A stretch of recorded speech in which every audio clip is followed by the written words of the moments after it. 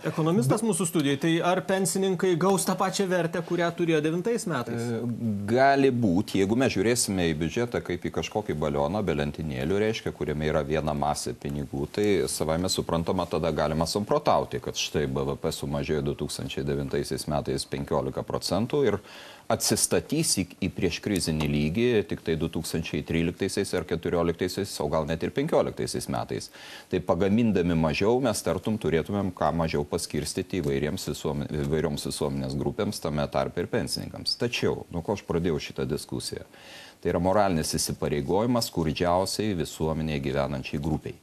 Ir negalima žiūrėti biudžetą kaip į vieną katilą, iš kurio negalima restruktūrizuoti. Kažkurio vietoj nutrumpinti, išlaidą sumažinti, įdant tam, kad paskirstyti būtent labiausiai reikalingai visuomenės daliai šitos pinigėlius, apie kuriuos mes dabar kalbame. Gerai, bet jūs kalbat moralinis įsipareigojimas, bet situacija tokia, kad pensijas uždirba dirbantieji. Mes galim kalbėti apie daugą, bet emigracija didelė, nedarbas didžiulis. Tai vis dėlto, ar mes galim atstatyti įsipareigojimus, kad ir moralinius skolos augimo sąskaitą? Ar jums negaila dirbančiųjų žmonių? Jeigu leisite pratęsti, iš tikrųjų yra 3 pagrindiniai kertiniai elementai, kurie apsaugoti turi sodrą nuo būsimo sprogimo. Ir apie tuos elementus, kiek suprantu, ir vakar diskusijoje buvo kalbėta, iš esmės stebuklų jokių nėra. Arba mes ilginame pensininkų amžių, kada yra išeinama į pensiją, arba mes didiname sodros įnašus, arba mes kovojame su šešėlinė ekonomika. Praktiškai kitų stebuklingų receptų, kaip pagerinti sodros finansinę situaciją ne kažkokių 6 mėnesių laikotarpiu, o ilguoju, vidutiniu ir ilguoju laikotarpiu, iš esmės tokių stebuklingų receptų nėra. Jeigu to nedarome, mes visi prie suskilusios geldos. Jeigu nuo vidutinio darbo užmokesčio yra apskaičiuojamas darbdavio įnašas 31%, darbuotojo 3%, tai yra maždaug trečdalis vidutinio darbo užmokesčio yra pervedama, tai kokiu pagrindu galėtų pensijos ir vidutinio darbo užmokesčio santykis didėti. Tik tai tuo atveju, jeigu, sakykime, dėl kažkokių demografinių situacijos pagerėjimo, reiškia, staiga dirbančių ir pensininkų santykis imtų gerėti. Bet dėja taip nėra. Demografinės tendencijos yra priešingos. Tai iš esmės belieka tik tai kalbėti arba, kaip aš minėjau, su labai įnirtinga ir energinga kova su šešėliniais atlyginimais, arba kalbėti apie būsimą sodros įnašo didinimą, arba dar papildomai ir apie pensinio amžiaus ilginimą, kas jau nėra jokia naujiena ir turbūt tai yra bendra tendencija visoje Europos Sąjungoje, kur yra tiesiogiai susijusi su vidutinės amžiaus trukmės didėjimu. Gerai, mes trumpam atsikvėpsim, išsyk po trumpos reklamos mes grįšim į Baltijos televizijos studiją, kai kalbam apie tai, kaip vyks pensijų atkūrimas nuo 2012 metų, ką žada premjeras, likit su mūsų televizija. Grįžtam į studiją ir kalbam tikrai svarbia tema 100 000 Lietuvos žmonių. Kalbam apie pensijas, apie pensijų atkūrimą. Gitanas Nausėda, Algirdas Sysas, Audrius Bitinas bei Edmundas Rimkevičius Baltijos televizijos studijoje.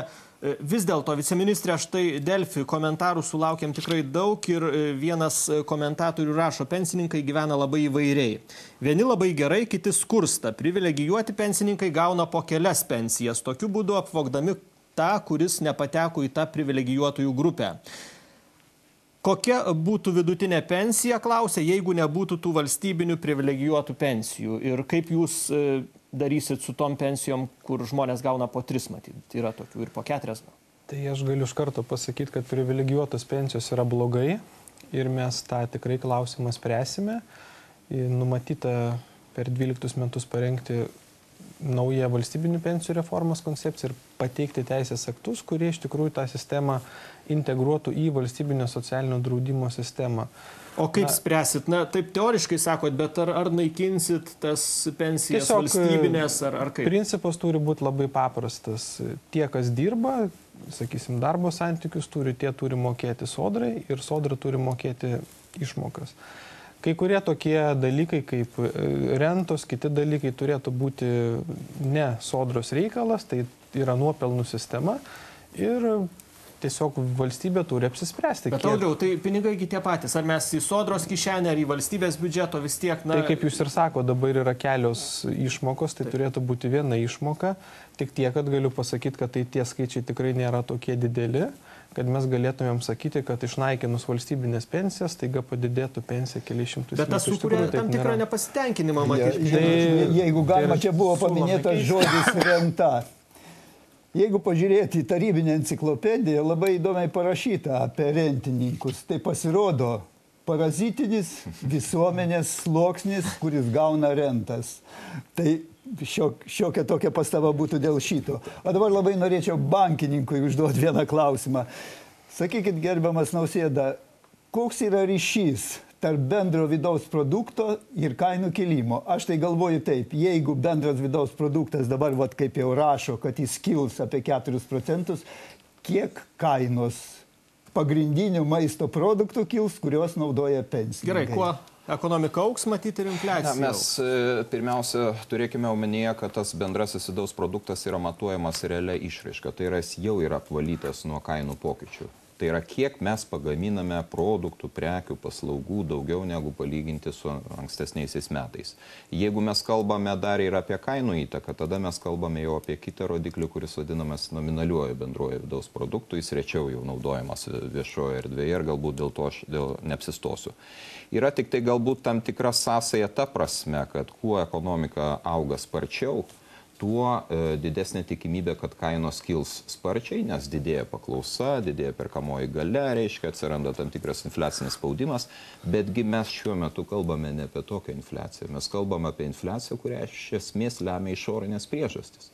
Maisto produktų infliacija yra iš esmės užnešta iš išorės, vidinių kažkokių ypatingų priežasčių maisto infliacijos nėra. Energetinių išteklių infliacija, aišku, susijusi su tuo, kad mes esame itin nepalankioje situacijoje palyginti netgi su mūsų kitomis Baltijos kaimynėmis. Perkame iš Gazpromo gamtinės dujas 15% brangiau negu Latvija ir Estai.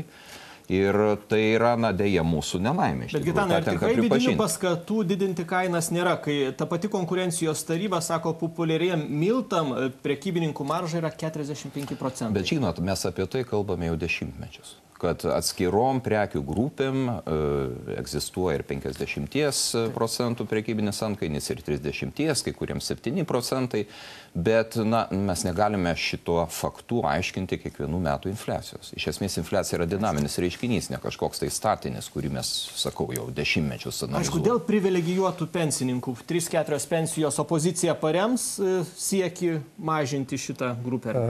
Nors čia finansinė prasme sako, aš manyčiau, aš visada Seime pasisakiau, nekarto nebalsavau už tas pensijas ir turiu savo nuomonę dėl jų, bet ko gero Lietuva per toli nubrido su tom privilegijuotom pensijom. Šiandien Lietuva yra maždaug 140 000 gaunančių įvairias privilegijuotas pensijas ir maža to, kad jos buvo dar kažkaip ribojamos sumoj su valstybinė socialinio draudimo pensija. Tai paskutiniai konstitucinio teismo sprendimai, kurie reglamentuoja teisėjų pensijas, nuėmė bet kokius ribojimus.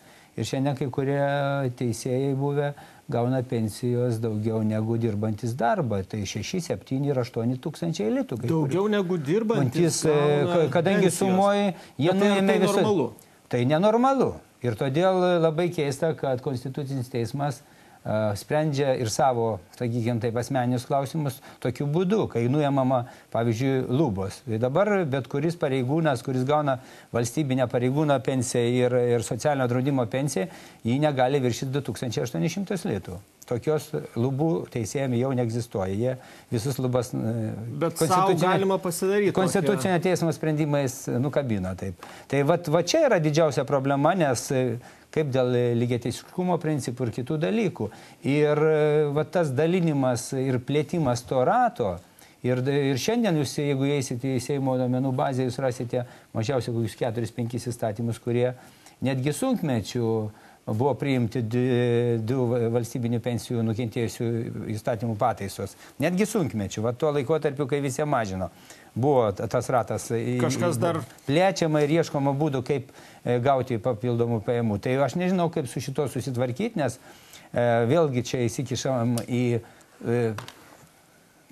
konstitucinio teismo sprendimus dėl teisėtų lūkesčių, nes kai duodi, atimti labai sunku. Geriau neduoti, nes kai duodi, va čia mes susiduriam su tom nesibaigiančiais teismais, kad tai, ką jau paskirta, atimti netgi valstybinė yra pakankamai sudėtinga. Todėl aš sveikinu norą ir apsisprendimą neskirti pirmo, antro laipsnio pensijų, moraliai presinguoti Seimo narius, kurie ateina su pasiūlymais toliau plėsti ratą, nes šito tikrai negalima daryti, nes būtent kitų sąskaita, aišku, visumoje šiandien vidutinė pensija yra 780 maždaug su valstybinėm pensijom. Na, tai atėmus valstybinių pensijų būtų apie 720. Gerai, bet vis dėlto pensininkas klauso ir apie tos 7 tūkstančius pensijos. Skaičių jūroje čia, suprantat, maudytis kiek tik tai nori. Vakar, pavyzdžiui, laidoje buvo 22 kartus pasakyta apie, reiškia, orumą ir oriai gyventi. Dabar aš galvoju, kas tai iš viso yra. Kažkaip tai mes visą laiką norėjom vyti Skandinavijos kraštus ir pagal Skandinavijos kraštus čia pradėti tvarkytis. Dabar aš galvoju, ar mes pavysim ar nepavysim. Ir aš supratau iš vieno pavyzdžio, koks yra skirtumas tarp mūsų ir Skandinavijos kraštų. Aš žinau vieną senutę, kuri sulaukė 100 metų. Na ir žinot, čia jinai gavo iš eilinio valdininkėlio šiokį tokį pasveikinimą, knygą truputėlį gėlių, o pasirodo Norvegijoje sulaukia 100 metų žmogus, gauna karaliaus pasveikinimą. Neturim karalių. Jūs manot, tai rodo tam tikrą požiūrį valstybės į senatvę, į tuos žmonės? Man rodos, kad tai rodo tam tikrą požiūrį į senatvę. Aišku, ir dabar, jeigu jau iš esmės žiūrėt, tai pranešė, kad 114 metų seniausias pasaulyje žmogus numirė. Ir suprantat, jeigu į tą senutę pažiūrėt, ją galima būtų gal iki 120 metų išlaikyti. Bet pasirodo, kad tai niekam nerūpi. Žiūrėkit, vis dėlto baigiant dar vieną klausimų grupę, viceministrė, kur tikrai svarbi žmonėm, dirbančiųjų pensininkų perspektyvos nuo 12 metų, ką jūs su ta sritim daryti ruošiatės? Dirbančių pensininkų, tie, kurie dirba, pensijos atsistato taip pat, o ateityje mes planuojame iš tikrųjų skatinti darbą, kad žmogus kuo ilgiau dirbtų, kad į pensiją išeitų kuo vėliau. Ir siūlysime pasinaudoti daugelio vakarų šalių praktiką, kad kuo ilgiau dirbi, tuo turi galimybę pasididinti pensiją. Tam tikras priedas būtų mokamas prie pensijos. Skatinti žmonės pasilikti ilgiau darbo. Nes jeigu žmogus nori dirbti, tai yra vėlgi viena iš pagrindinių Europos komisijos rekomenduojamų strategijų, kad skatinti kuo ilgiau dirbti be pensinio amžiaus ilginimo ir iš tikrųjų žmonės turi skaičiuoti pensiją ir turėti galimybę užsidirbti daugiau, ypač Lietuvoje, kai pensijos yra, sakykime, tokios, ne pačios didžiausios Europos Sąjungoje. Jeigu galima dar trumpą pastabėlę. Dabar, reiškia, mes kažkaip nekalbėjom apie darbo vietų kūrimą, nes iš esmės viskas nuo darbo vietų priklauso. Aš labai norėčiau gerbamų prelegentų paklausti. Kiaulės arba karvės auginimas Lietuvoje, tai yra darbo vieta ar ne? Kodėl žmonės nežinojo? Bet koks darbas, kuris atneša naudą, kuris suteikia tam tikrą malonumą ir duoda pajamų, yra darbas. Ir tą reikia vertinti ir viskas. Aišku, ačiū, kad atvykote į Karštą vakarą. Dėkui už diskusiją. Ačiū šią laidą žiūrėjusiems. Iki rytojaus be 8:30 vakare per Baltijos televiziją.